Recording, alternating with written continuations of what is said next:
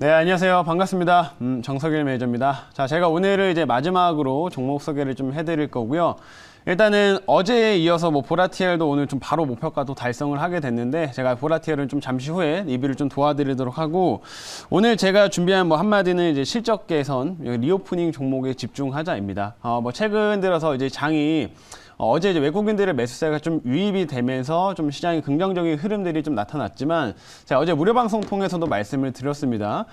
지금 현재의 상황이 사실 외국인들의 매수세가 연속적으로 계속 들어올 수 있는 환경은 아니다. 그래서 아직까지는 개별적인 종목 장세가 좀 더 이어질 수밖에 없고, 우리는 앞으로 좀 개별적으로 종목들에서 실적이 개선되는 종목들에 계속 집중을 해야 할 필요가 있다라고 저도 말씀을 드렸는데, 그런 관점에서는 리오프닝 관련된 종목들도 올해 좀 실적 개선세가 좀 뚜렷한 종목들이 이제 많이 있기 때문에 역시 주목해 볼 만한 종목들이 많이 있다라고 말씀드리겠습니다. 그래서 오늘 그 중에 하나 관심 종목을 하나 좀 가지고 와서 소개를 해드릴 거니까 잠시 후에 어떤 종목인지 확인해 보시길 바라겠고요. 우선은 리뷰 한번 들어가 보겠습니다. 우선은 첫 번째로 보라티엘.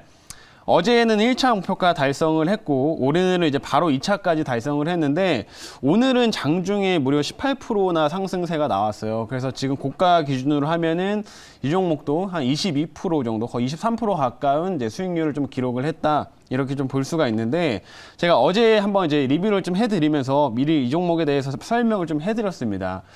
이 종목은 이제 음식료 이제 관련돼가지고 해외 쪽에서 이제 수입을 해서 국내에 이제 파는 업체이기도 하고, 그러다 보니까 음식료 관련돼서 가격이 인상하면서 자연스럽게 수혜를 좀 같이 죄송합니다.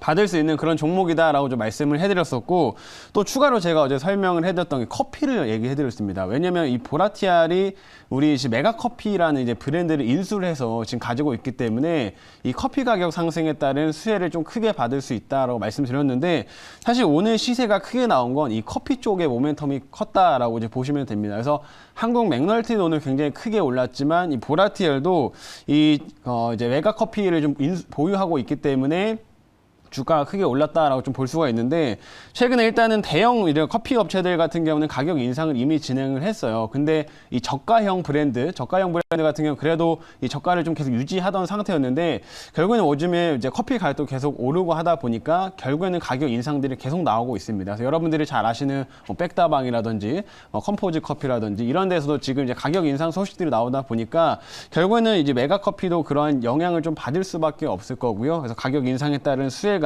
앞으로 더 기대된다라는 점 보시면 됩니다. 그리고 보라티알은 충분히 오늘 외국인들 수급도 굉장히 많이 들어왔는데, 앞으로 성장 동력으로 계속 볼 수 있는 이유가 이 저가형 브랜드들이 요즘 많이 증가를 좀 하고 있죠. 근데 그 중에서 압도적으로 성장성이 가파른 게 메가커피입니다. 그래서 그런 성장성이 좀 크기 때문에 바닥권에서 이제 좀 더 부각이 되면서 시세가 더 나올 수 있다라고 좀 보여지니까, 이 보라티알도 역시 음식료 관련된 순환매가 나오는 종목 중 하나로 잘 체크하시면 좋을 것 같습니다.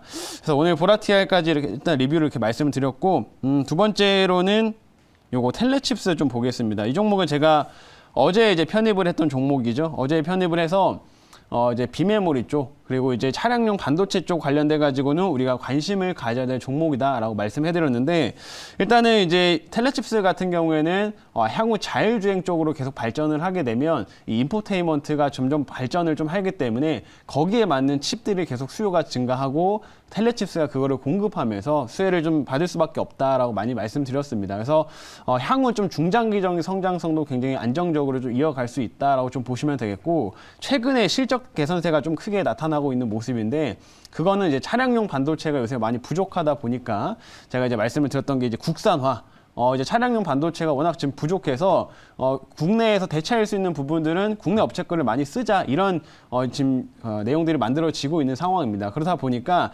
현대차나 기아차 쪽으로도 지금 텔레칩스가 일부 좀 칩을 공급을 하고 있는 상황이고요. 앞으로 이 비중이 점점 확대된다고 하면 좀 가파른 실적 성장도 기대가 되기 때문에 우리가 앞으로 주목해 볼 만한 또 비메모리 관련된 종목이다, 또 차량용 반도체 관련된 종목이다, 이렇게 좀 보시면 될 것 같습니다. 그래서 텔레칩스가 어제 말씀드리고 오늘 좀 안정적으로 올라가고 있는데, 한 2만 원 선이 좀 돌파가 되면은 좀 추가적인 시세가 더 나올 가능성이 높기 때문에 한번 이 종목도 돌파 전에 한번 잘 지켜보시면 좋을 것 같습니다.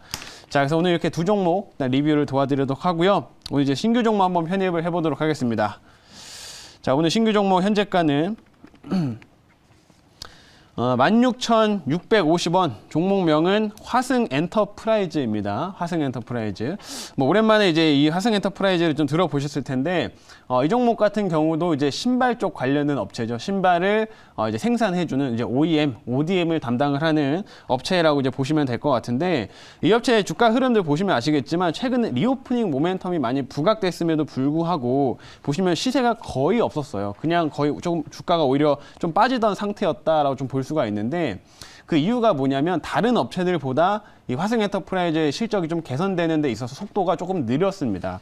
특히나 이제 베트남 공장에 좀 그 차질이 좀 생기고 하면서 회복되는 데까지 조금 시간이 필요했었기 때문에 한동안은 리오프닝 모멘텀을 제대로 받지 못했었다라고 보시면 되는데, 올해는 이제 그 베트남 공장도 좀 정상화가 되고 하면서 올해는 이제 좀 본격적인 성장세 그리고 회복세가 크게 나타날 수가 있는 구간이기 때문에 이제 리오프닝 모멘텀을 제대로 붙일 수 있는 시점이 왔다, 이렇게 좀 보시면 될 것 같습니다. 그래서 이전까지는 이제 리오프닝 모멘텀이 없었기 때문에 오히려 더욱더 주목해볼 만한 종목이다라고 이제 말씀을 드리도록 하겠고요. 이 업체가 어떤 사업을 하고 어떤 모멘텀을 지녔는지는 제가 준비한 자료 보면서 말씀드리겠습니다. 자, 오늘의 종목 화승엔터프라이즈라고 하는 업체고요. 사업부를 좀 보시게 되면 브랜드 신발을 생산을 하게 되는데 아디다스 그리고 리복을 주로 생산을 합니다. 근데 이 업체가 주로 이제 큰 매출처는 거의 아디다스 향이라고 보시면 될 것 같고, 제가 이거는 뭐 이제 그 홈페이지에서 뭐 캡처를 해온 건데, 이건 옛날 사진들이기 때문에 이런 신발들 만드는 게 아니라 요즘에 최신의 좀 이쁜 신발들을 많이 만들고 있다라고 좀 보시면 될 것 같습니다. 그래서 이런 신발들을 생산을 해가지고 공급을 하고 있는 업체라고 이제 보시면 됩니다. 그래서 보통 이런 아디다스나 이런 업체를 거래를 좀 하기 때문에 달러 강세에 따른 환차익이나 이런 부분까지 같이 기대할 수 있는 종목 중 하나라고 말씀을 드릴게요. 자, 이제 다음 화면 보겠습니다. 자, 다음은 아까 얘기드린 베트남 공장의 정상화가 지금 진행 중이다인데, 베트남 같은 경우는 코로나가 좀 확산이 되고 하면서 지난 2021년에 한 7월달, 8월달쯤 해가지고 그 베트남 쪽에 봉쇄 조치가 그때 한번 있었습니다. 그때 그러고 나서 이 공장이 좀 타격을 좀 받았었기 때문에 실제로 이 그 화승엔터프라이즈의 지난해 3분기랑 4분기 실적이 많이 깨졌어요. 그래서 실적이 지금 한동안 안 좋았던 상태인데, 결국에는 이 실적이 회복되기 위해서는 베트남 공장이 정상화가 돼야 됩니다. 근데 최근에 이제 알려진 바에 따르면 지금 가동률이 한 80%까지 돌아왔어요. 80%까지 돌아온 수준은 이 코로나 이전 수준과 거의 비슷한 레벨이라고 보시면 될 것 같습니다. 그래서 웬만큼 베트남 공장이 지금 정상화가 다 진행이 됐다라고 이제 보시면 되겠고, 이게 지난해 한 12월부터 좀 정상화가 됐기 때문에 올해 1분기, 뭐 2분기 상반기에는 그래서 안정적인 실적 성장세가 충분히 진행될 수가 있고요. 하반기에는 이제 전반적으로 리오프닝으로 인해 가지고 좀 재고를 쌓는 이제 흐름들이 강해지겠죠. 그러면 더욱더 가동률이 올라오고 하면서 회복세가 더 기대가 된다, 이렇게 보시면 됩니다. 자, 다음 화면 볼게요. 다음은 리오프닝 모멘텀인데, 뭐 리오프닝 지금 전 세계적으로 계속 강화가 되고 있죠. 지금 미국에서도 이제 마스크 의무화를 뭐 사실상 해제했다, 뭐 이런 식으로 얘기가 나오고 있는 상황인데, 우리나라도 이제 5월달에 마스크 해제도 검토를 좀 하고 있고, 최근에 코로나가 심했던 중국 같은 경우도 그래도 조금씩은 코로나 확진자가 좀 줄고 어느 정도 이제 회복되는 사람들의 숫자도 증가되고 있다라고 하고 있습니다. 그래서 중국 쪽도 조금씩은 완화될 가능성이 높기 때문에 이 리오프닝 관련주에 대한 기대치는 더욱더 올라갈 수 있다, 이렇게 말씀드리고요. 마지막 화면 볼게요. 마지막은 결국엔 실적인데, 뭐 실적 제가 말씀드린 대로 지난해 실적이 되게 깨졌습니다. 영업이익 71억밖에 안 나왔어요. 이거는 베트남 공장 차질이 생기면서 그랬는데, 올해는 이게 정상화되면서 영업이익 한 780억 정도가 기대가 되기 때문에 엄청난 이제 회복세죠. 그래서 올해 오히려 더욱더 주가 상승이 기대가 된다, 이렇게 보시면 됩니다. 자, 여기까지 말씀드리고 질문 한번 받아볼게요. 제가 질문 드리겠습니다. 방금 이제 우리 매니저님께서 말씀을 드린 사이에 최근에 우리 증권사들의 보고서를 제가 한번 쭉 봤더니, 네. 3월 초에 들어가지고 증권사들이 작년 실적을 이유로 근거로 해가지고 올해 목표가를 하향하는 증권사들이 상당히 많더군요. 네.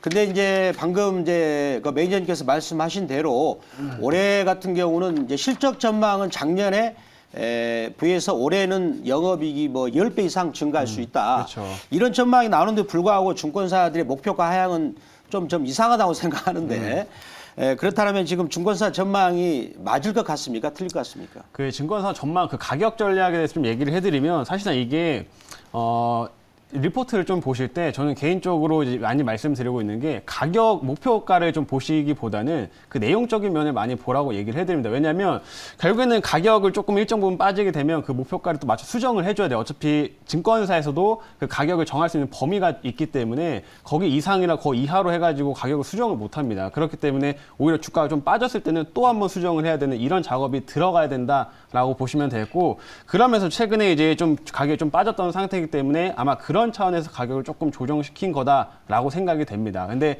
내용적인 측면을 보시게 되면 올해 이제 본격적인 성장세가 이제 나타나는 시점이기 때문에 이제 좀 눌려있던 상태에서 올해는 더욱더 이제 상승이 나오고, 그러면 다시 한번 증권사 목표치들은 또 상향될 가능성이 높다, 이렇게 보시면 될 것 같습니다. 자, 그럼 여기까지 말씀드리고요. 가격 전략 바로 말씀드릴게요. 1차는 제가 17,900원 잡아보도록 하겠고요. 2차는 18,600원, 손절가는 13,800원 제시하도록 하겠습니다.